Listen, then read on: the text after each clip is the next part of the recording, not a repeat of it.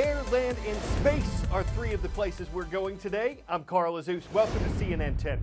The Boeing Aerospace Company is working to restore confidence in its passenger planes. It hosted more than 200 pilots, technicians, and rule makers at its facility yesterday in Seattle, Washington. Boeing's 737 MAX series planes, its most popular airliner, have been grounded around the world following two catastrophic accidents within 5 months. Investigators believe sensors and software were factors in both of the crashes. And on Wednesday, Boeing detailed how it would overhaul its software system on 737 MAX planes and change the way pilots are trained on them. Some pilots have said they weren't taught how to disable a computer system that might have played a part in the accidents, so the company plans to add more pilot training.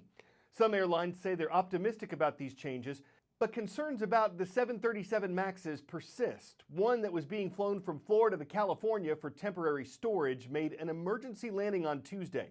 It didn't have passengers because the model's been grounded, but Boeing said the pilots reported a performance issue with one of the plane's engines. One question being asked worldwide is how all this is going to impact such a major manufacturer of planes. If it ain't a Boeing, I ain't going. It's a mantra amongst pilots that dates back to the company's earliest days.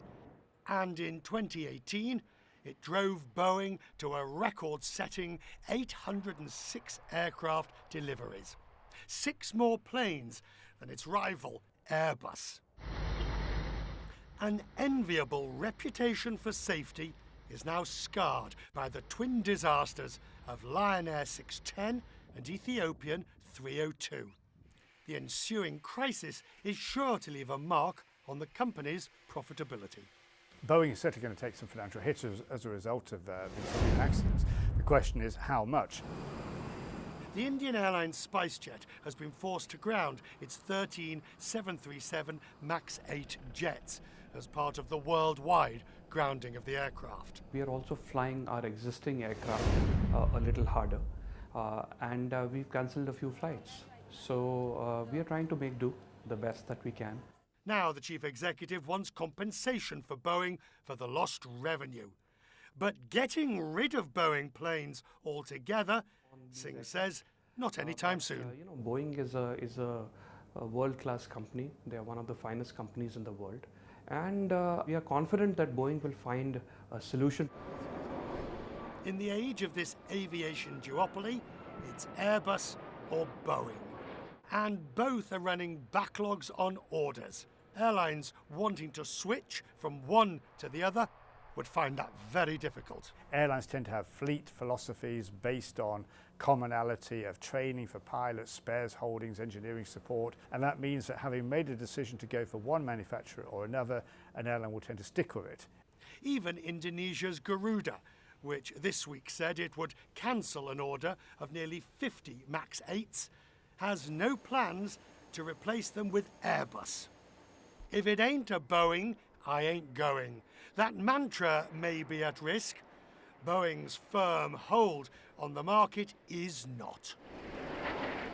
Richard Quest, CNN, London. 10-second trivia. Which of these international organizations has exactly 28 member countries?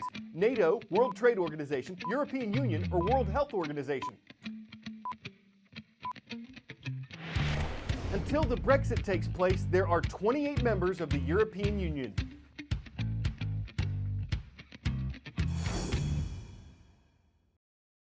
And in 3 years, all new cars in EU member countries could be electronically prevented from speeding.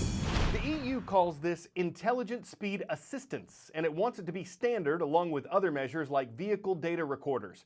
Speed limiters reduce a car's engine power to keep it from going over the speed limit. The EU says this could reduce accident deaths by 20%, and if drivers needed to temporarily go over the speed limit to pass somebody, for instance, they could do it by pressing hard on the gas pedal. The rules still have to be approved by EU member countries, and there could be some problems ahead.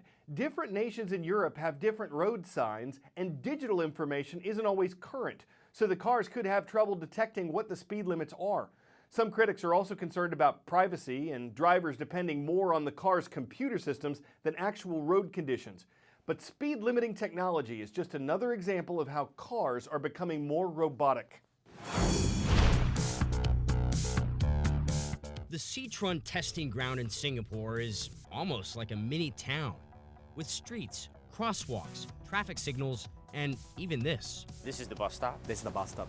Why do you call it the bus stop? Because we are waiting for the bus, our autonomous vehicle. I'm here for my very first ride in a self-driving shuttle bus. So you feel like within 5 years, this will be a regular part of our lives? Yes, in 3 to 5 years, this kind of service is actually rolling around the world. How long before I get in my car, I tell my car, take me to work, and it just goes? For that to come, probably another decade. Dr. Dilip Limbu's company, Movita, or Move It Autonomously, is one of around a dozen firms testing vehicles here. Singapore's government wants to use the findings for driverless transport. The goal is to reduce air pollution and chronic heavy traffic. The nerve center of all this innovation is Singapore's Nanyang Technological University, home to the Energy Research Institute, and led by Professor Subodh Maisulkar.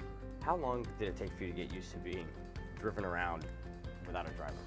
No, I don't think I'm still ready for it. Well, that's an honest answer. Yeah, it is. He says this technology might not be ready just yet, but it's coming much sooner than you think. So in just over a decade, what will our streets look like? You will have a mixed level of traffic between cars that are autonomous able as well as drivers. He says self-driving buses will solve Singapore's bus driver shortage. Robotic street sweepers will work the undesirable graveyard shift. And fully autonomous cars, like this BMW equipped with cameras and sensors, will give new independence for those who can't drive. Cities which have extremely high sophistication of infrastructure would be the first places where the autonomous vehicles would be deployed. Like Singapore. Like Singapore. Self-driving technology still has its limits. A safety driver is necessary on our ride. What was that? Oh, the emergency brake. Though this fender bender is a human error. We hit the curb there. You have to go back. Yeah.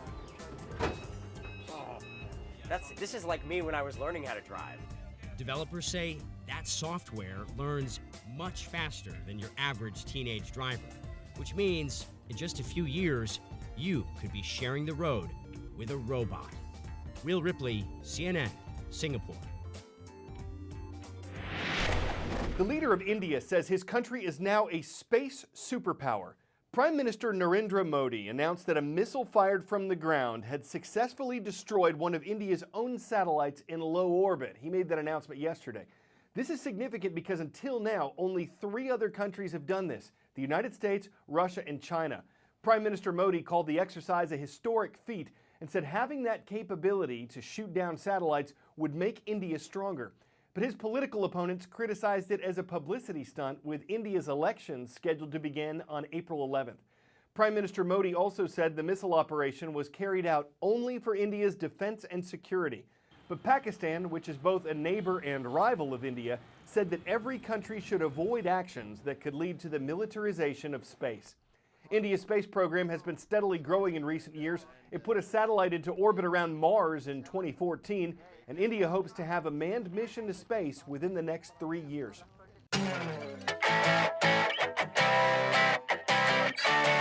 After her last competitive dog show event, Gail, an American Staffordshire Terrier, was supposed to be flying home to enjoy her retirement in Amsterdam, Netherlands. But she broke out of her crate as workers were loading it onto the plane, and the 22-month-old dog went missing at the world's busiest airport in Atlanta, Georgia. 4 days later, as her handler was calling for her on airport property, Gail appeared and jumped into his arms. You'd think her owner would have been mad as a pit bull, but he didn't want to bite the hand that helped him. He said it was heartwarming, not heartwarming, that so many people would assist in bringing her bark. Of course, he might have a bone to pick with the airline, but we'll bury that for now and just say that when it comes to digging up news stories, dog rescues are always best in show. I'm Carl Azus for CNN 10.